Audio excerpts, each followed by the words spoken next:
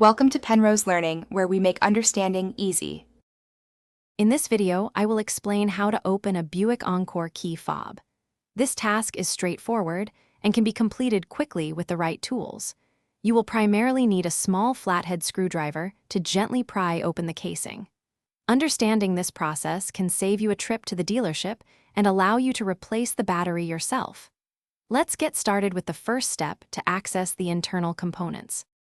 To begin, carefully examine your Buick Encore key fob to find the small slot.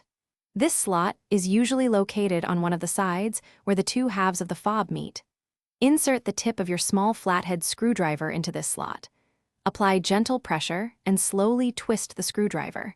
You should hear a slight click as the two halves of the key fob begin to separate. Avoid using excessive force to prevent damage.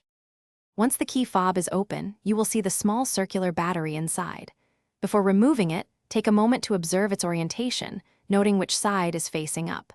Most Buick Encore key fobs use a CR2032 coin cell battery.